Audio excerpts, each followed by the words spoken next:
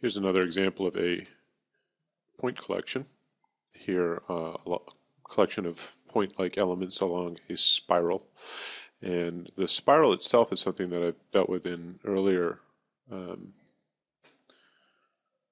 posts to show how to make this. But basically what I'm using it for is a rigging to hang all these points on. And so my spiral still has its parametric controls where I can change how much of a turn it makes and how big the base is and how big the top is, that sort of thing. But what I've done here is now I've used it to basically create a divided surface on top of it. And in a simplistic way, I can show you that first.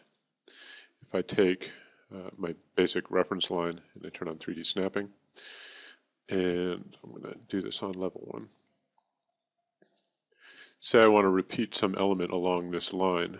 If I take that line and I create a form from it, I can select that form and I can divide it.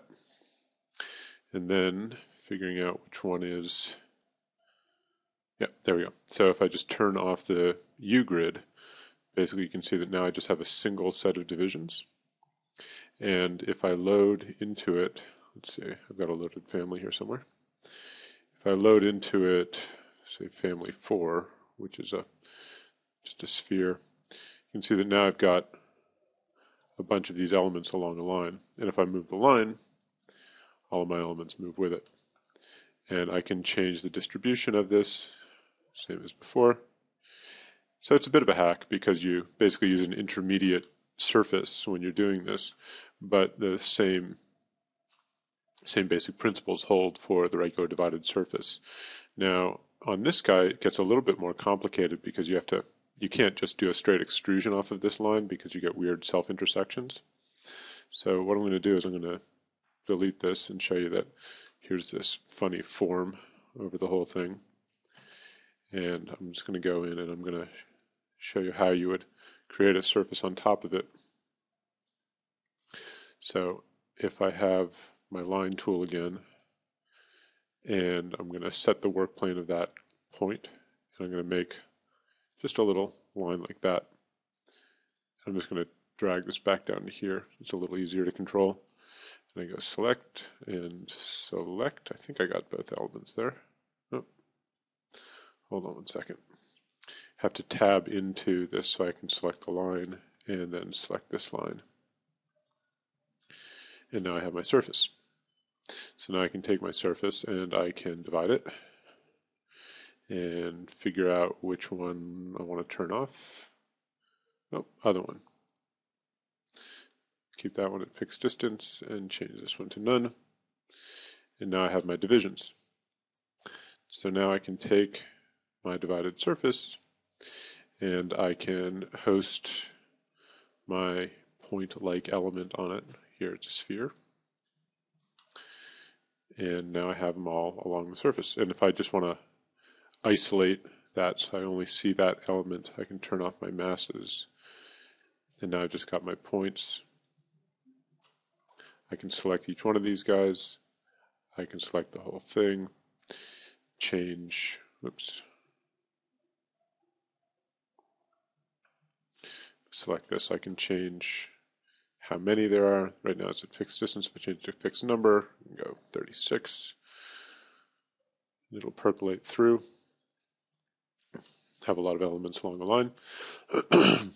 And now I still have all the rest of my parametric controls of my spiral, so I can change it to, make it a cylindrical spiral rather than a tapered spiral, like that. Something else that's just sort of bonus material for this tutorial is that this particular family here, this sphere, is actually it's a loaded component where I've just got a sphere on a point and then it's loaded in and it repeats.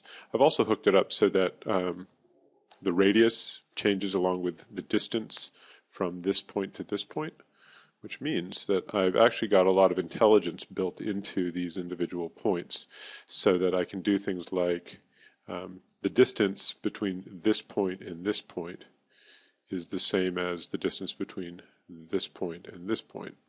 So if I go and I take this guy and I stretch him out, you can see that my sphere is getting larger as I move it along. Well, I can do the same thing here because remember I've got my underlying surface. This isn't just repetition along a line. So if I toggle into that and I stretch that out, it's going to percolate through all these guys. And now I've got control over what these things do along that line, because here I've got a very long edge and each one is progressively getting shorter and shorter as it goes through. You can just sort of see that for a second until it gets very small up here. So I have small spheres up here and I have big spheres down here. I can make this one small too. Just to sort of show that these are real collections of points. That is, that these aren't just dumb elements along a line. They're actually fully parametric elements that can respond to different changes in their context